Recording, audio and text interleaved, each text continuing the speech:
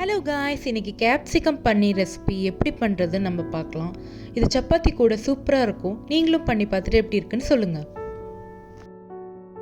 Pan நல்லா heat ஆன வாட்டி 2 டேபிள் ஸ்பூன் ஆயில் ஆட் பண்ணிக்கோங்க.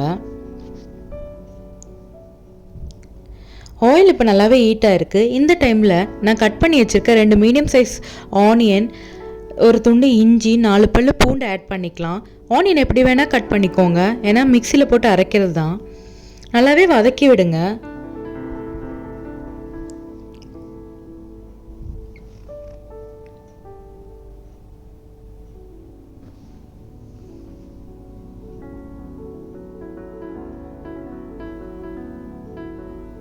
இப்போ ஓரளவுக்கு நல்லாவே வதங்கி வந்திருக்கு.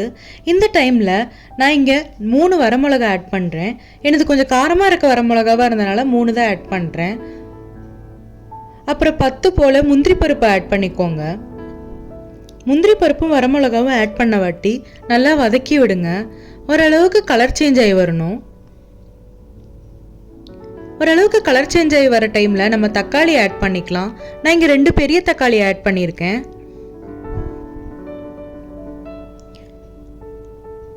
தக்காளி போட்ட வாட்டி அது வதங்கிறதுக்கு கொஞ்சம் டைம் ஆகிறதுனால நம்ம மூடி வச்சிடலாம். மூடி வச்சா சீக்கிரமாக வதங்கி நல்லா உடஞ்சி வரும்.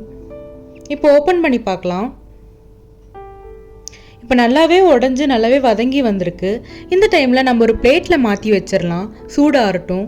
சூடாறின வாட்டி நம்ம மிக்சி ஜாரில் போட்டு இதை நல்லாவே அரைச்சி எடுத்துடலாம். நல்லாவே இந்த அளவுக்கு அரைச்சிக்கோங்க. நெக்ஸ்ட் ஒரு பேன் வச்சுக்கலாம். பேன் ஹீட் ஆனதுக்கப்புறம் 1 டேபிள் ஸ்பூன் ஆயில் ஆட் பண்ணிக்கோங்க.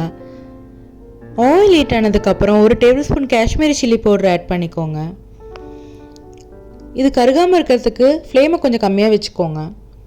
நெக்ஸ்ட்டு நம்ம அரைச்சி வச்சுருக்க வெங்காயம் தக்காளி எல்லாமே ஆட் பண்ணிக்கலாம். அதை ஆட் பண்ண வாட்டி நல்லா மிக்ஸ் பண்ணி விட்டுருங்க.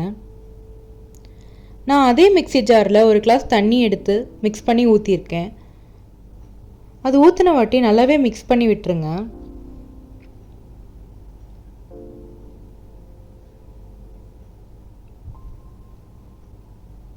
இந்த ஒரு டைமில் நான் 1 டீஸ்பூன் கரம் மசாலா ஆட் பண்ணுறேன்.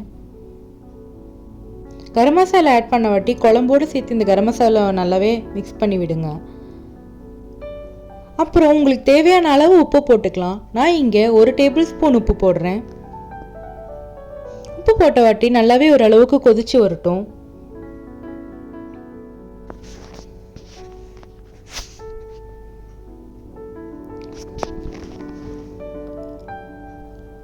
இந்த நல்லாவே கொதிச்சு வந்திருக்கு. இந்த ஒரு டைமில் நம்ம கட் பண்ணி வச்சுருக்க கேப்சிகம் ஆட் பண்ணிக்கலாம். நான் இங்கே ஒரு சின்ன கேப்சிகம் எடுத்து சின்ன சின்னதாக கட் பண்ணி வச்சுருக்கேன். உங்களுக்கு என்ன கலர் வேணுமோ அதை ஆட் பண்ணிக்கலாம். நான் ரெட் கலர் தான் எடுத்திருக்கேன்.